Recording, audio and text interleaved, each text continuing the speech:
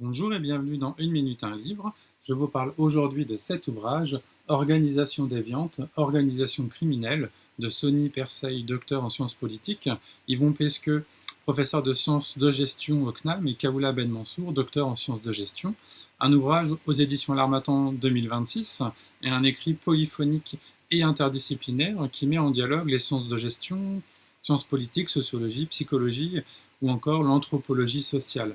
Un ouvrage qui invite à penser finalement comment les organisations fabriquent, normalisent ou empêchent les dérives et à partir de quel moment la déviance bascule dans la criminalité.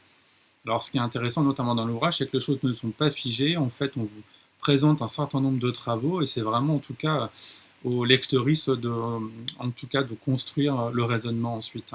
Alors le titre de l'ouvrage contient un point d'interrogation et en effet, une organisation déviante est-elle nécessairement criminelle? Point d'interrogation. Ce raccourci est donc mis à distance. En effet, que signifie ce terme déviance? Renvoie-t-il d'ailleurs à une intentionnalité nécessairement négative? Comment la qualification de déviance peut-elle être d'ailleurs mobilisée, instrumentalisée ou parfois détournée? Bien sûr, si l'on parle de la traite des êtres humains, comme tout phénomène criminel, elle est de nature déviante, explique Juliette Villeroy, doctorante au CNAM, et précisons, dans la lignée des travaux de Howard Baker sur la déviance et la théorie de l'étiquetage, celle-ci résulte bien d'une interaction entre les individus et la société qui qualifient certains comportements de transgression des normes. Alors on interroge ici le concept de norme. Qui fixe les normes? Dans quel but d'ailleurs sont-elles pensées? Transgresser une norme établie, est-ce nécessairement un acte de déviance négative? En effet, Juliette Villeroy rappelle le concept de déviance aussi positive, tel un facteur d'innovation pour lutter par exemple contre la criminalité. Un concept aussi qui trouve son origine dans le domaine de la santé publique et en sciences des organisations. La déviance positive regroupe tout comportement innovant, intentionnel, qui transgresse la norme dominante pour produire un effet positif qui dépasse l'organisation dans laquelle il intervient. Alors ce point invite alors à distinguer déviance et subversion. La déviance n'est pas une essence, ajoute Pierre-Guive Yazdani, doctorant au CNAM. La figure du déviant n'est jamais donnée, elle est produite dans l'histoire des pratiques de savoir. Et il ajoute d'ailleurs, les confondre n'est pas seulement une erreur théorique, c'est une stratégie de gouvernementalité. Alors dans quel cadre parle-t-on de situation légale ou illégale? À quel moment bascule-t-on dans le délit ou la criminalité?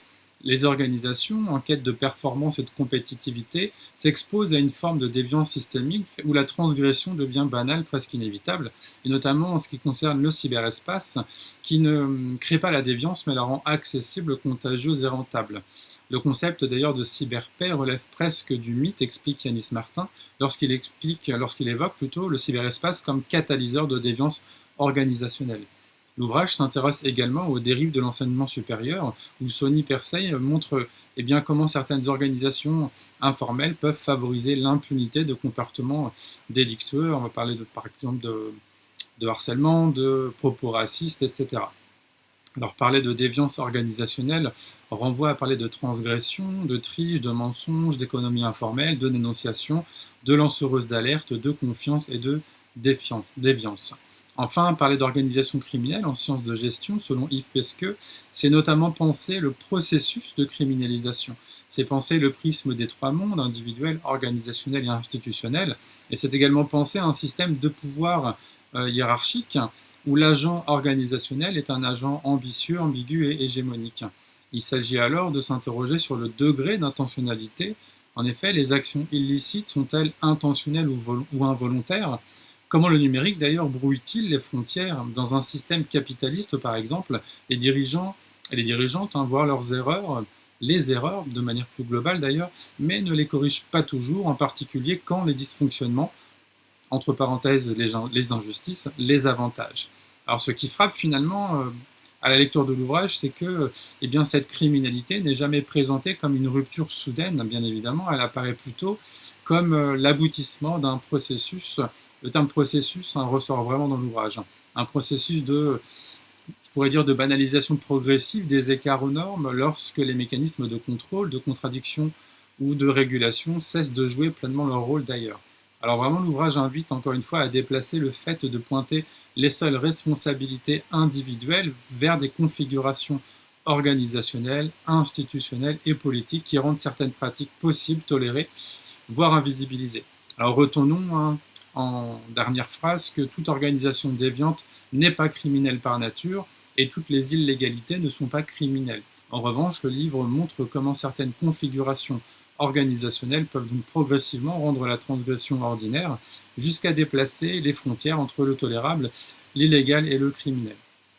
Voilà, en tout cas, une lecture passionnante que je vous invite à découvrir. Bonne lecture, bonne découverte et à bientôt.